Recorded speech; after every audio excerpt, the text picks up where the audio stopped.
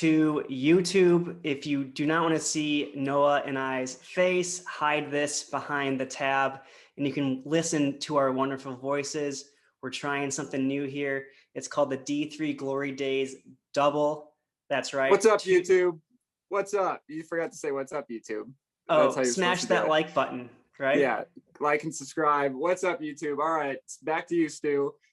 Thanks, Noah. That's right. We're coming to you live from the studio on YouTube, bringing you more content. Our goal is to feature more current athletes. And for now, we're going to start things off with the guys from John Carroll University. They're off to a hot start so far this outdoor season, and we're going to give you a little bit more information about them. So they're going to introduce themselves and we'll go from there. Hi, I'm Alex Phillip. I'm a sophomore. My favorite event is the 10K, and my favorite super shoe is the Dragonfly. I'm Jamie Dailey, senior at John Carroll, sports studies major. Super shoe, I'd probably have to go with the Nike Dragonfly, as always. What event, Jamie? Oh, sorry, 5K, 10K. Hi, I'm Ian Pierson. I'm a junior. Favorite super shoe would be the new Nike Air Zoom Victory, and I run the middle distance to steeple. So, is Nike going to send us a check for this or what? We are not sponsored by Nike, so not yet. So, yeah. I'm the coach, Kyle Basista, and yeah, if there's a super shoe for me, it's just getting out the door once a week is all I got these days. So to get things started here, we want to kind of get to know you all and hear what your season's been up to. So to kind of rattle off some stats for you all. So Ian and Alex are currently 4th and 5th in the nation right now in the 1500, running both 353.05 and 353.15. Now, Alex and Jamie are 1st and 3rd in the 10K, both running 29:30 and 29:49. And Ian is your lone steepler who is currently leading the nation running 9:15. Wow. So let's get things started here and talk about your training and how it's been going so far this outdoor season.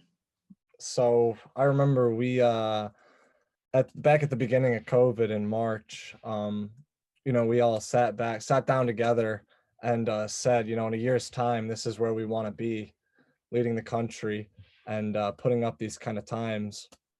And so it's been really good to have that chance to get no races, build some mileage, and now coming into the spring off of the winter, put some good workouts in and get ready for some of these bigger races.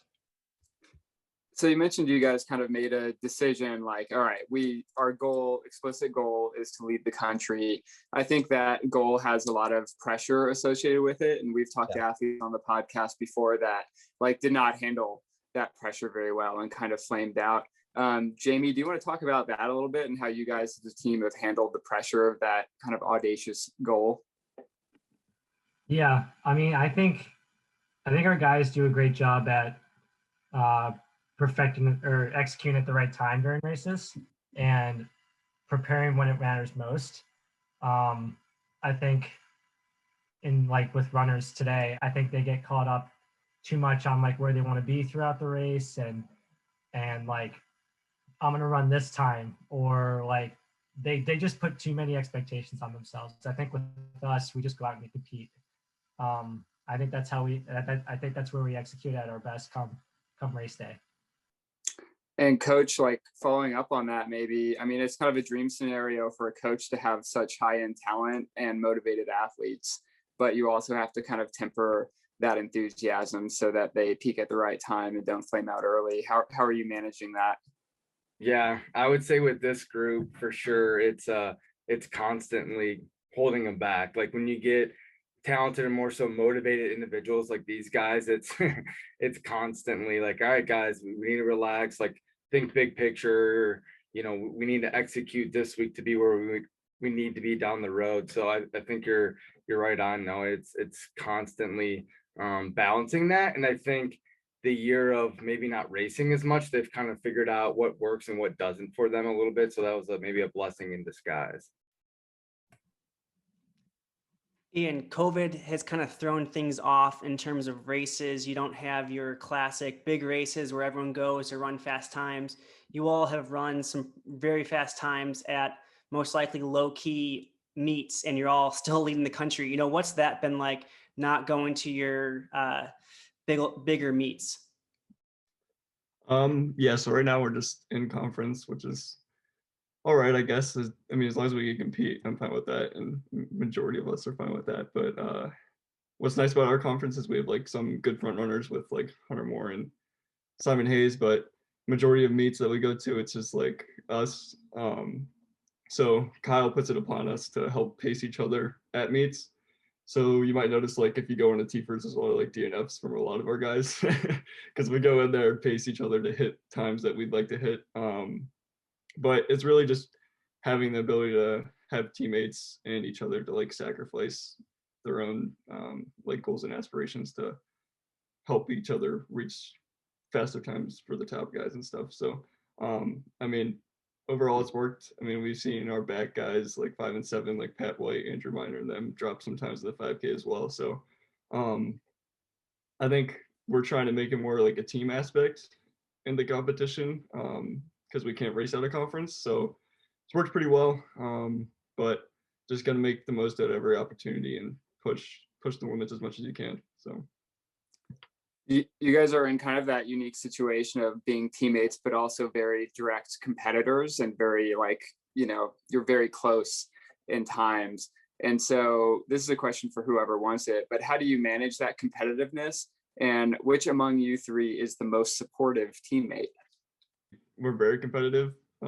Like whenever we toe the line, it's like a bloodbath. We want to win. It's bottom line. Like Alex should not be as close as he is to be at like the shorter distances, but he's just a freak. Here we like, go. NASCAR. Now it's getting interesting. But yeah, it comes down to the last 100 or whatever. I'm like, I have to beat Alex. So, but competition wise, we like to compete, and that's just what we love to do. But I would say, I think Alex is probably the best after races, just because he just like makes sure all of our heads are high. And I mean, if we're down, he knows that we'll get right back up and bounce back the next race. So he just carries himself well and helps us carry ourselves well. Alex, you got called out there. You want to respond? Yeah. I remember the 1500 a couple weeks ago going in. Me and Ian were talking before the race. Whoever wins this race gets the school record. So coming down the last 100 meters, I thought I had him, a big grin on my face.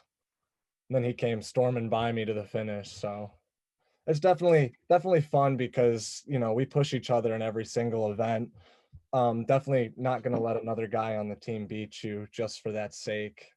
I'd rather compete, but yeah, I'd say it's definitely a really supportive culture where we want each other to succeed, but also want to do well at the same time. So we mentioned at the top of the show that you all have run the 15, the 10, and the steeple. When are you all going to run the 5K together? Saturday night is me and Jamie will be running the 5K. So Jamie, we still can't get all three of you? We were supposed to when they ran the 10K, but we made a last minute decision to pace them in the 10K. So I got the boot, but yeah. Jamie, what's about to go down in this 5K?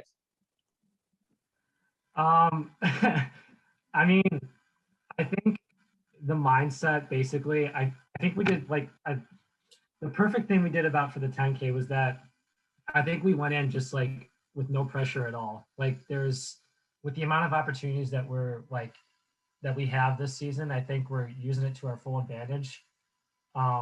So I think we're just going to go in the same mindset with the 5K, just like have fun, compete, and just go out and race. I think that's the biggest thing we're going to do in this 5K.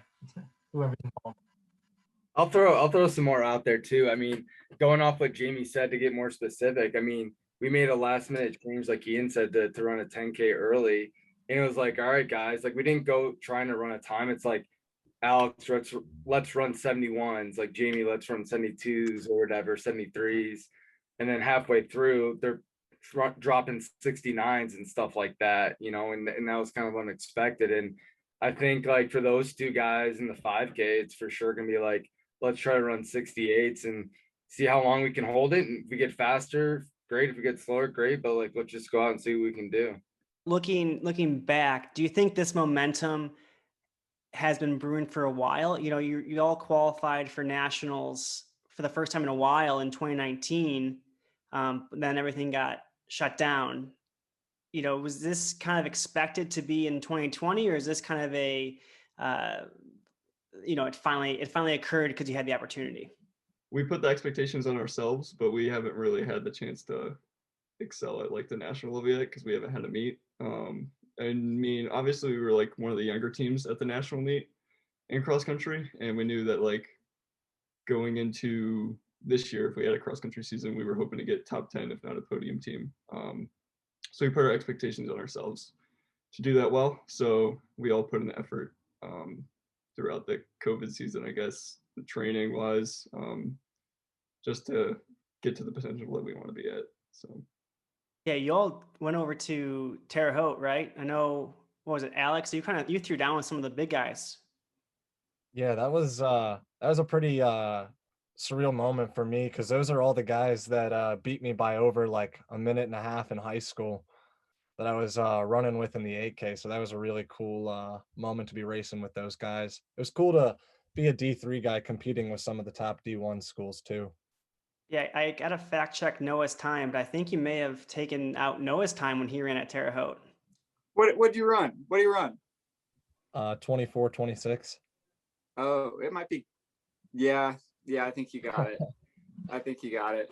I think I ran like 24:40. So that's pretty devastating for me.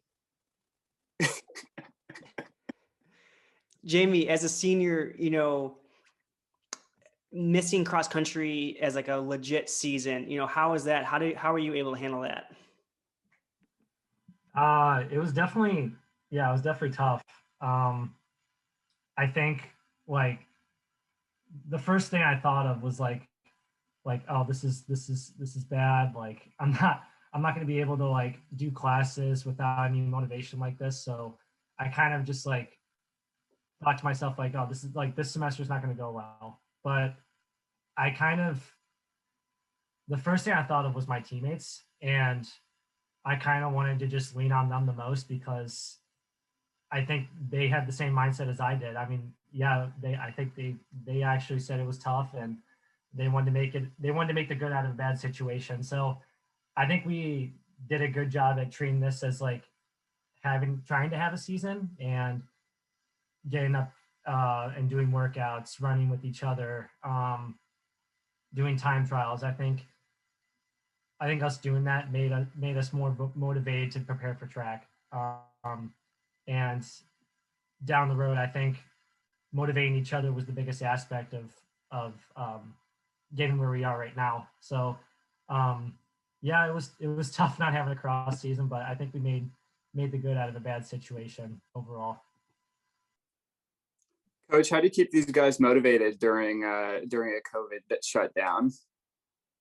Yeah, that was not easy because I feel like I'm kind of a emotional invested person in myself, and kind of like Stu is saying, you know, I think and Ian said, like, we were a young team in 2019 in the fall, and it's like we were hoping and knew we had something special kind of on the rise, and then it kept getting shut down, you know. And so it was one of those things, and I think even Alex says it's like if it doesn't go well, you know, you just got to move on to the next day. And it was like, all right, we'll sulk for a day or a week maybe, but you know, then we'd come up with a new plan to motivate us moving forward. And it was hard for a while because we kept getting shut down. You know, we weren't back here in the fall at all for classes, and then obviously we didn't have an indoor national meet, and it was like, thank God, you know, outdoor nats is still on the schedule, because I don't know how we would have handled not having that. But it was, you know, it was, and I think the BYU women's did a really good job with this. And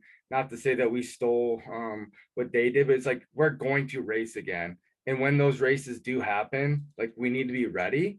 And also on top of it, like we can actually get better, you know, because if some people aren't putting in the work, maybe that's the difference maker for us to kind of catch up. And and we really try to have a chip on the shoulder mentality too. And it's worked to this point, but like those guys said, they haven't really experienced the national level that much, and we'll see what they do in the future here. Yeah, you mentioned the BYU women. I think their catchphrase was "win the weight," and I thought that was just brilliant, because it just encapsulates everything and also puts a defined end to these times, which I think was the hardest thing, was nobody knew when it was going to end. We're going to move to some quick hits here, get to know you guys a little better. And this is for anybody, so feel free to unmute yourself and chime in. Which of you three is most likely to turn an easy day hard? Jamie Dailey. Yeah, all right, why? Make your case. He just always loves to be in the front of the pack, no matter if we're doing an easy day, cool down workout. He just loves, can't keep him from being up front. He loves competition. Jamie, you get to respond. Guilty as charged. Yeah, I will push runs on easy days. I tend to do that a lot. Something I'm still learning right now as a runner. Always room for improvement, as always. But no, Alex is right, definitely. Split shorts or half tights? Definitely split shorts. Seeing nods around the room to that one. Speaking of split shorts, who is the worst locker room neighbor? And you can interpret that however you want, but I don't want too many details. We had a locker room. Well, I was gonna say, Oh no. Well, I was gonna say, Noah, we know, and Stu, actually, both of you, we know the tradition of kind of DePaul over there. And Oh, okay, we can get into that. Uh-oh. they've been at a few regional meets with DePaul in the locker rooms, but yeah. That started after us. Yeah, we can go into facilities and stuff here, but yeah, they don't have a locker room. So they live together. So I don't know if they want to go into, well, actually all three of them are in separate houses, but maybe who's the messiest or something. I don't know. We're all pretty neat, I guess, but it's not us three that are. We have some other teammates that are questionable, but Okay. Yeah, I want to talk about your all different backgrounds. I mean, Alex, you have a strobe light over your head. Jamie, you have a pretty cool, a lot of runner gear. And then Ian, it looks like you're in some modern, furnished apartment in the city. What is going on Ian's here? Doing well. Yeah. Ian's doing really well for himself, I think. I'm actually at my girlfriend's apartment, so See, you're doing well, dude. in my room, it'd be like a Bon Iver poster in the back and like a light where you couldn't see my face. So Yeah, I moved in with a couple of people in Ian's class to get out of the dorms, a couple juniors. So I'm basically living in like an add-on porch right now. Do you have heat? A little bit. It's a little cold. You can see the shutter doors. Oh, jeez. When Stu and I lived together, I slept in a walk-in closet for a year.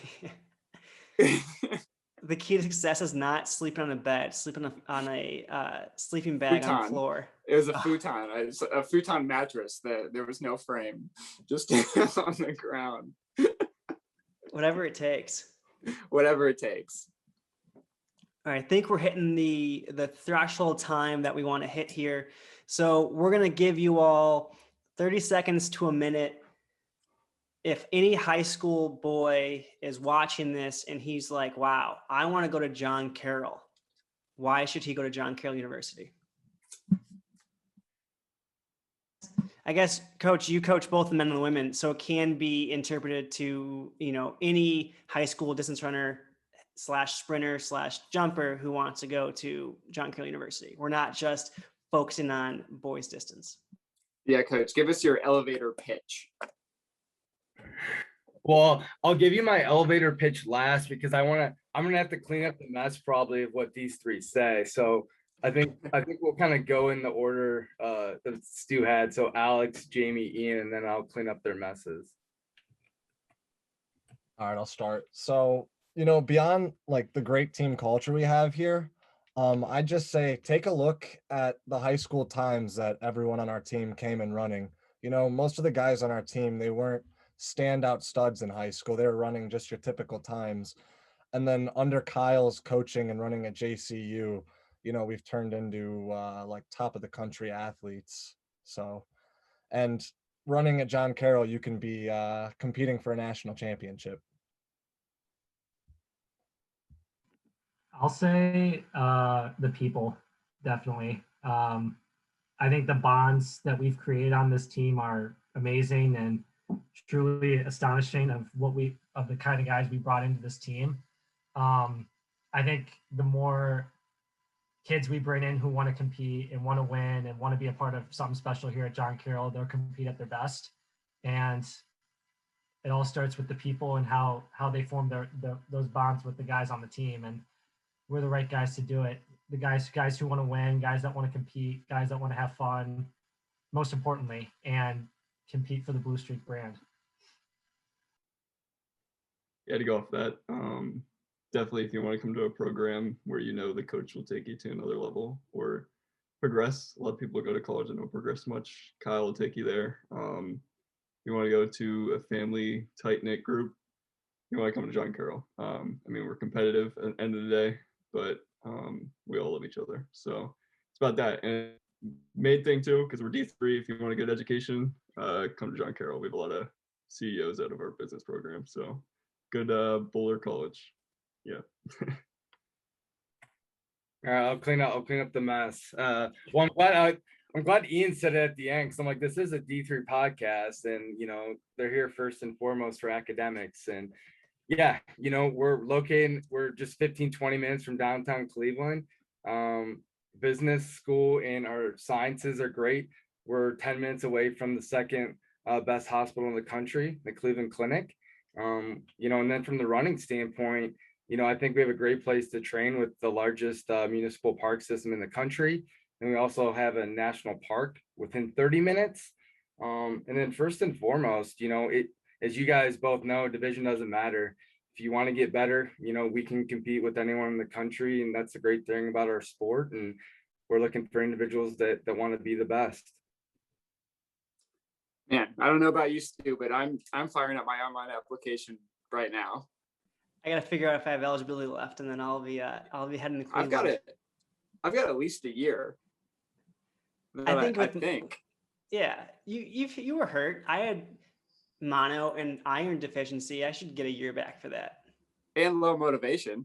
Yeah, you get a year exactly. For that. You get a year for that. You get a year for that too. So yeah, we'll be there. We'll be there next year, Coach. Oh, if you're gonna hold us up on that offer, and Stu, I don't know what you've been doing, lately. I could be an easy 7 guy, your 7th man. Let me just come on in. I'll be right there. He's a solid hype dude. Yeah, I'm a good bench guy. I ran a marathon recently, so that won't help in an 8K. Semi recently. 2 years ago to this day, actually. Let's be honest. Everyone needs a hype man. Yeah. All right, guys. Well, we're gonna if you'll stay on the line with us for a second, we're gonna say goodbye to our public audience here. But thank you guys for joining us. This was a lot of fun. We'll see you next time on D3 Glory Days, the double.